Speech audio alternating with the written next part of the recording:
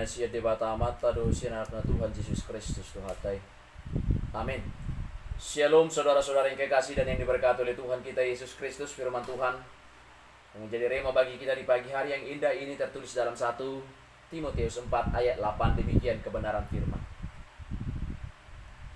Latihan badani terbatas gunanya, tetapi ibadah itu berguna dalam segala hal, karena mengandung janji baik untuk hidup ini maupun hidup yang akan datang. Demikian kebenaran firman Tuhan. Saudaraku yang kekasih dan yang diberkati oleh Tuhan Yesus Kristus.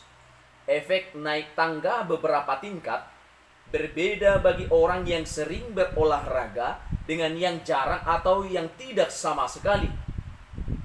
Bagi orang yang suka berolahraga, naik tangga beberapa lantai ke atas tidak akan terasa melelahkan.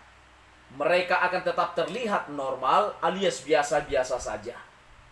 Sedangkan yang jarang berolahraga tentu akan kehabisan napas, terengah-engah, keringat dingin, sesak napas, dan menjadi sulit berbicara. Pada suatu kali sebuah kantor lift mendadak mati, sehingga beberapa orang harus turun dari lantai 8 menuju lantai dasar.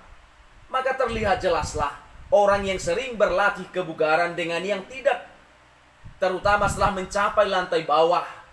Usia tidak membawa pengaruh berarti, karena ada beberapa di antara mereka yang sudah cukup lanjut usia ternyata mampu mengalahkan yang lebih muda dari segi kebugaran. Olahraga atau latihan jasmani yang dilakukan secara rutin akan mampu menjaga dan meningkatkan stamina kita. Tubuh akan menjadi lebih sehat, segar, dan kuat, tidak gampang jatuh sakit, dan akan lebih mampu mengatasi tantangan berat seperti jalan yang curam menurun atau naik turun tangga dan yang lainnya. Jika latihan jasmani atau badani saja sudah memberikan perbedaan signifikan terhadap gaya, daya tahan, dan kebugaran tubuh, ibadah adalah lebih penting. Mengapa? Sebab di saat latihan jasmani terbatas gunanya, yaitu hanya untuk kehidupan kita di dunia ini, sedangkan latihan ibadah akan membawa manfaat baik pada hidup kita saat ini maupun kehidupan kita akan datang. Itulah yang diingatkan pula oleh Paulus. Karenanya ia menyerukan pentingnya sebuah komitmen untuk melatih diri kita dalam beribadah. Latihlah dirimu beribadah. Latihan badani terbatas gunanya, tetapi ibadah itu berguna dalam segala hal, karena mengandung janji baik untuk hidup ini maupun hidup yang akan datang. Orang yang berolahraga akan terus meningkatkan porsinya secara perlahan dalam sesi latihan yang rutin. Tidak akan ada orang yang akan langsung bisa menyelesaikan lari 10 km pada saat pertama kali berolahraga. Mungkin dimulai dari jalan beberapa kilometer, kemudian lari bertahap dibarengi jalan, dan pada saatnya mereka akan mampu mencapai 10 km bahkan lebih dengan berlari tanpa merasa letih atau mengalami pegal dan sebagainya.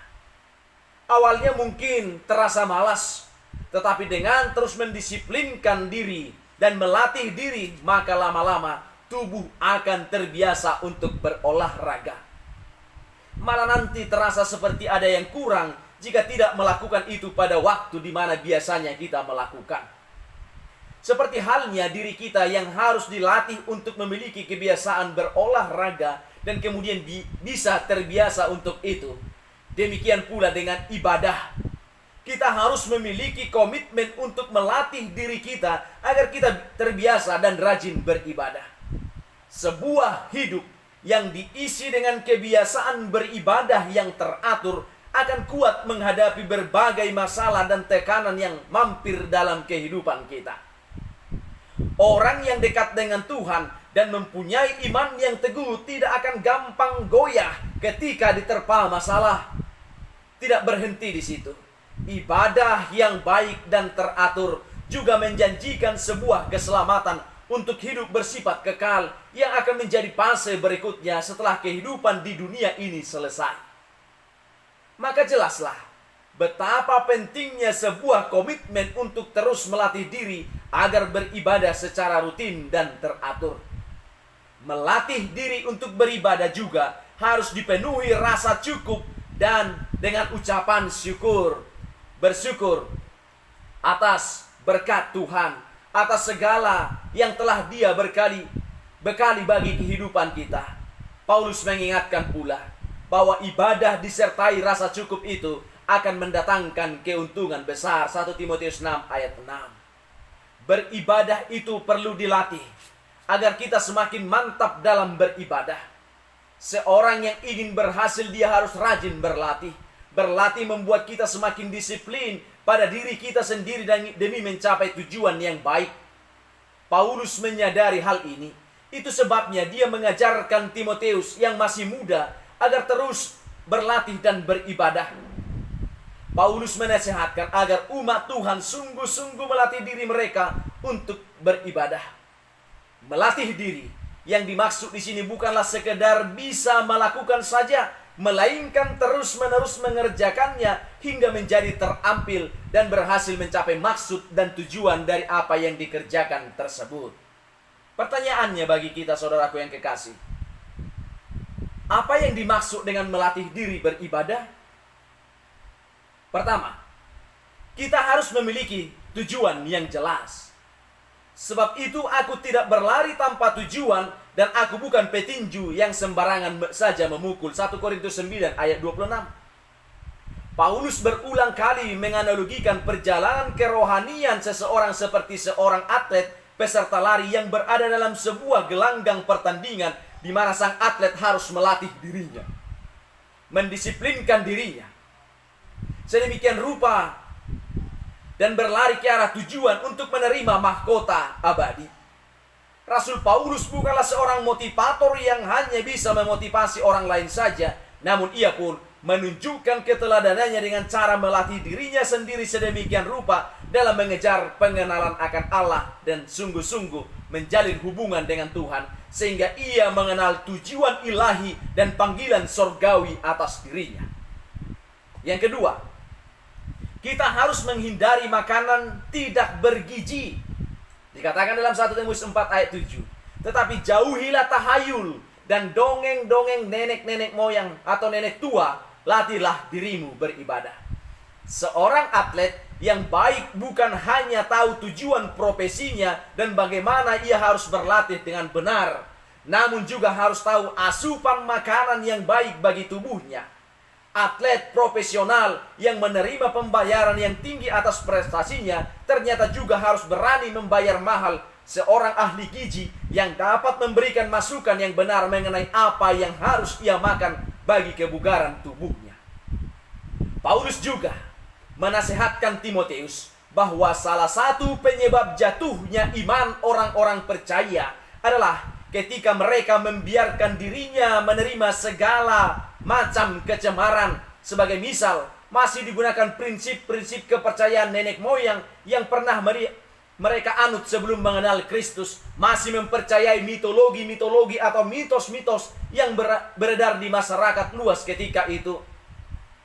Mengingat Efesus adalah kota yang syarat dengan penyembahan kepada sang jenis dewa maupun dewi, firman Tuhan berkata dengan jelas dalam 1 Timotius 4 ayat 7, tolaklah dan hindarilah segala macam legenda-legenda, kisah-kisah yang bukan dari Tuhan, yang mencemari, yang tidak murni, dongeng-dongeng nenek moyang, mitologi-mitologi bodoh. Ekspresikan ketidaksetujuanmu akan semua itu. Latihlah dirimu beribadah dan jaga rohanimu agar tetap bugar. Masukkan gizi-gizi yang baik bagi rohani kita, yaitu firman Tuhan. Semua prinsip itu bukan hanya tidak sesuai dengan prinsip kekristenan, namun lebih tegas bertolak belakang dengan kekudusan Tuhan dan bertentangan dengan perkataan firman Tuhan, yang pada akhirnya hanya akan meruntuhkan iman percaya seseorang. Ingat, jangan menghabiskan waktu kita dengan memasukkan segala jenis sampah. Itu tidak akan memberikan keuntungan apa-apa sama sekali bagi kita. Karena itu, teruslah berlatih dan beribadah agar kita menjadi orang yang berhasil meraih tujuan yang kekal di sorga. Beribadah adalah latihan untuk manusia rohani kita. Karena itu, Janganlah kita menjauhkan diri dari pertemuan-pertemuan ibadah kita, seperti dibiasakan oleh beberapa orang. Tetapi, marilah kita saling menasehati, dan semakin giat melakukannya menjelang hari Tuhan yang sudah mendekat. Ibrani 10 ayat 25. Orang, olahraga, dan ibadah itu sama menjadikan diri kita kuat, tetapi sasarannya berbeda. Yang satu semakin membuat tubuh jasmani kita kuat dan sehat, sedangkan ibadah membuat roh kita semakin kuat. Mari melatih manusia rohani kita lebih dari latihan badani kita. Tubuh jasmani kita akan ada batasnya dan hanya bersifat sementara saja yang selama kita hidup di dunia ini. Tapi dampaknya dari ibadah atau latihan rohani sampai kepada kekekalan, mengandung janji baik untuk hidup ini maupun hidup yang akan datang. Ada berkat, damai, sejahtera, pemulihan, sukacita, kemenangan, terlebih lagi mahkota kehidupan dari sorga yang kekal telah disediakan Tuhan sebagai upah. Mana yang menjadi prioritas kita? Berdoa dengan tekun, membaca dan merenungkan firman Tuhan, serta memberikan pujian dan penyembahan kepada Tuhan adalah program-program latihan rohani yang harus kita kembangkan setiap hari. Kedatangan Tuhan sudah sangat dekat. Jadikan ibadah kepada Tuhan sebagai prioritas utama dalam hidup kita, lebih dari perkara-perkara jasmani yang ada di dunia ini. Selamat berlatih. Amin. Bapa kami yang di sorga, dikuduskanlah namamu. Datanglah kerajaan-Mu, jadilah kehendak-Mu di bumi seperti di sorga. Berikanlah kami pada hari ini makanan kami yang secukupnya, dan ampunilah kami akan kesalahan kami, seperti kami juga telah mengampuni orang yang bersalah kepada kami. Dan janganlah membawa kami ke dalam pencobaan, tetapi lepaskanlah kami daripada yang jahat. Karena Engkau yang punya kerajaan dan kuasa dan kemuliaan sampai selama-lamanya. Amin. Anugerah dari Tuhan Yesus Kristus, kasih dari Allah Bapa, dan persekutuan dengan Roh Kudus, itulah yang menyertai kamu. Amin.